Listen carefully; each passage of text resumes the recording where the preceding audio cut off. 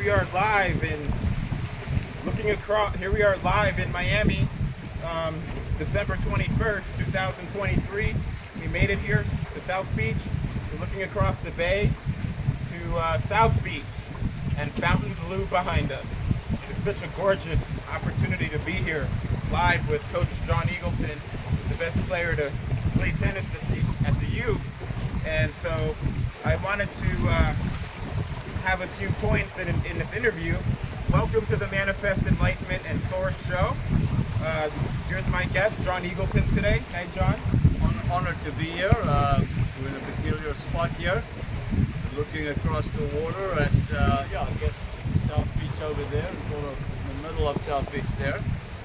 Beautiful spot. This is Miami at its best, you know? Yes, absolutely.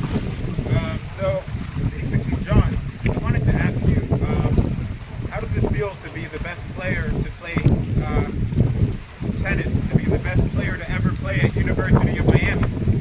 Well, I mean, I have most wins, fewest losses, four-time All-American, most matches #1, but you are never the best player. There's always 5 or 6 guys that did something in their own right that's great, but I think the key thing is that you are one of the 5 people also that people talk about, you know, because I don't like to claim that, but I do have the most wins, fewest losses, but I like to think about myself as one of 4 or 5 people that were extremely successful, and you know, I don't know that one particular person is always the best, you know. Yeah, I really like that because I believe that in sports or in life, in any situation, any relationship, a business relationship, it's not the top person, it's other people make them better. So you have your player, and that player ordinarily wouldn't be where he is today without those other 4 or 5 people helping him hone his skills and focus more to become a champion or to become the best of their potential. Yeah, I mean, it starts, even for me, just making it to America, scholarship at Miami, it starts, I'm very young.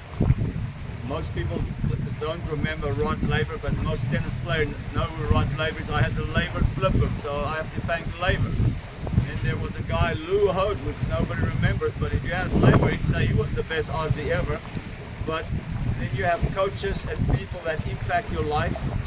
And so most people are really affected by 4, 5, 6 different coaches. Few players in the world like Borg and them have one coach, and Bjorn Borg, and they whip them.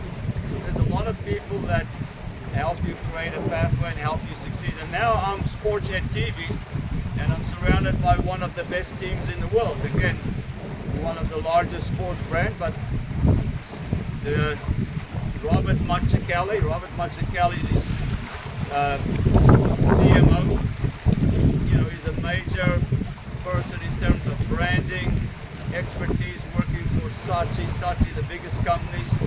Victor, the CEO of SportsEdTV, Dartfish, took care of 72% of the summer Winter Olympic winners, still all of the technology and all of the data. So you don't get anywhere unless you are surrounded by a team, and especially today, that's never been more prevalent. Yes, indeed. Today, I'm trying to build a team. I'm trying to network and build an alliance and a mecca, eventually, of people who want to help the world become a better place. In today's times, it's been very challenging for a lot of people, but there's ways to overcome it. And so I'm building a force, building an alliance. And anyone who's interested on the team, you can contact me and let me know. Next question for Mr. Coach John Eagleton is, what was your experience like working with Ellis Ferreira? Ellis Ferreira, played a big number 2 ATP in the world in doubles, won a couple of Grand Slams. Ellis won 17 doubles titles on the tour, won the World Championship.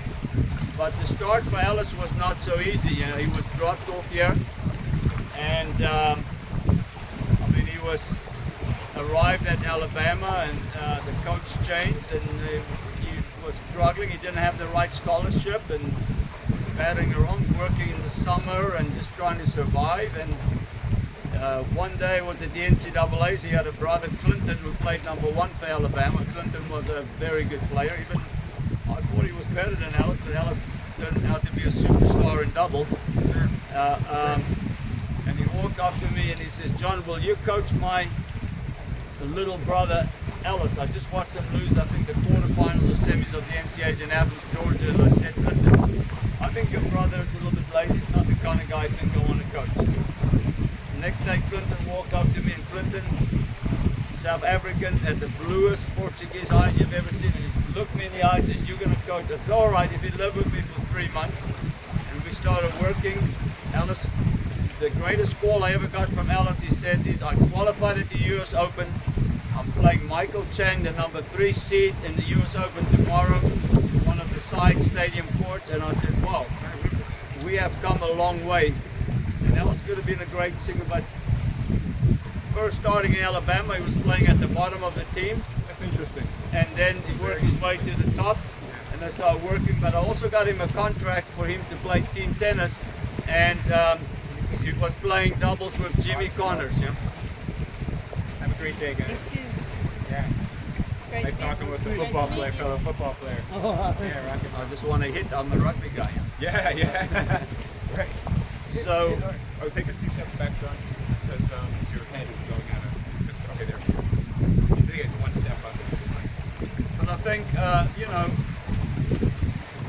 when you get out of college, so Ellis' senior year was playing #1 singles, and then started playing a few satellites, doing really well, and winning some stuff.